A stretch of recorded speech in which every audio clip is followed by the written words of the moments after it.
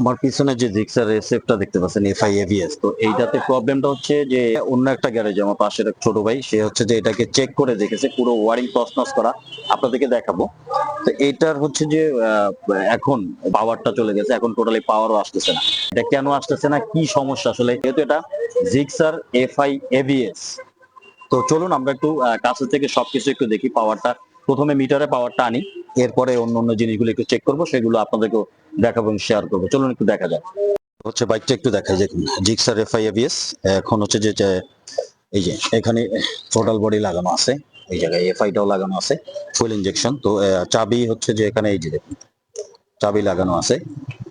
চাবিটা যদি অন করি মিটারে কোনো রকম কিন্তু পাওয়ার আসতেছে না, কোনো রকম পাওয়ার নেই। এবং কিল সুইচ দেখুন এগুলো সব খোলা, হ্যাঁ এগুলো সব খোলা, একদম পুরো কিট সহকারে সবকিছু খোলা। যেহেতু পাশের একটা গ্যারেজে আমার এক ছোট ভাই ও হচ্ছে যে এটাকে চেক করতেছে, বা এখন যাবত পুরো সবকিছু খুলেছে, ওয়ারিং টোয়ারিং যেখানে যা আছে দেখুন এখানে ইসিউ সহকারে সবকিছু ওলট পালট করে খোলা। এবং যে ব্যাক অ্যাঙ্গেল সেন্সর বা রোল ওভার সেন্সর থাকে সেটাও কিন্তু খোলা, এখানে খুলে রাখা আছে। হ্যাঁ, ওয়ারিংটা যদি সামনের দিক থেকে আপনাদের ওয়ারিংটাও দেখাই, দেখুন পুরো চাপা টাপা সবকিছুই খোলা। মানে মোটামুটি এটা নিয়ে অনেকক্ষণ যাবত চেষ্টা করা হয়েছে। এই যে থ্রোটল বডি লাগানো আছে যেটা ফুয়েল ইনজেকশন। প্রবলেম যে মিটারে পাওয়ার চলে যায়, কোনো রকম পাওয়ার কিন্তু এখানে মিটারে এখন নেই। প্রথমে যেটা চেক করব সেটা হচ্ছে যে ব্যাটারি ভোল্টেজটা একটু চেক করে দেখি, ব্যাটারি ভোল্টেজটা ঠিকঠাক আছে কিনা।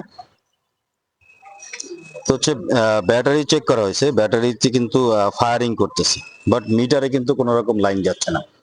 এখন হচ্ছে যে টার্মিনাল গুলো একটু চেক করে দেখি, যে টার্মিনাল অনেক সময় লুজ কানেকশন থাকলে, ওয়ারিং এর লাইন যদি অনেক সময় লুজ কানেকশন থাকলে সেক্ষেত্রে যায় না। সেটা একটু চেক করে দেখি যে এখানে ঠিক আছে কিনা। সবকিছু খোলা, একদম সবকিছু এ টু জেড, জ্যাক ট্যাক সবকিছু খোলা, মানে এ টু জেড।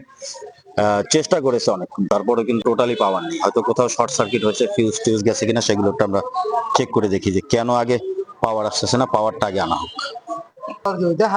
ফিউজটা আসলে একটা একটা করে চেক করে দেখা হচ্ছে, যদি কোনো ফিউজ খারাপ আছে কিনা, কাটা আছে কিনা। অনেক সময় যেহেতু সবকিছু ওয়ারিং খুলেছে, চেক করেছি, তো ফিউজটা একটু চেক করে দেখি একটা একটা করে।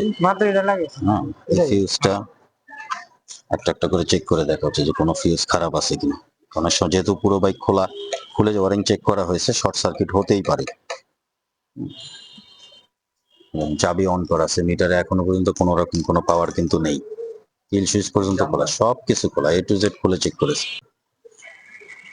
এখানে ফিউজ বক্স চেক করার পরে যে জিনিসটা পেলাম সেটা হচ্ছে যে এই যে ফিউজ, হ্যাঁ এই ফিউজটা কাটা। তো ফিউজটা নতুন লাগানোর আগে একটু পুরোটা চেক করে দেখি যে কোথাও শর্ট আছে কিনা, কারণ নতুন ফিউজ লাগালে সেটাও কিন্তু কেটে যাবে। তো প্রথমে দেখুন পুরো ওয়ারিং যে সবকিছু খোলা, জিক্সার এসএফ এফআই এবিএস। প্রথমে মিটারে পাওয়ার আনতে হবে, এর জন্য আগে ফিউজটা লাগাই, তারপরে দেখি আবারও ফিউজটা কেটে যায় কিনা।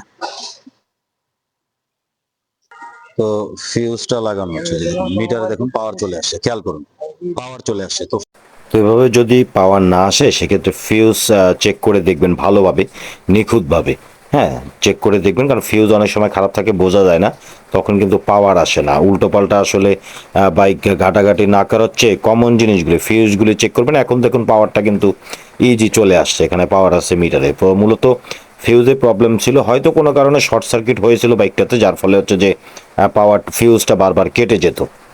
তো এটাই ছিল আপনাদের সাথে শেয়ার করা। দেখা হবে নেক্সট কোনো ভিডিওতে, সে পর্যন্ত ভালো থাকবেন, আল্লাহ হাফেজ।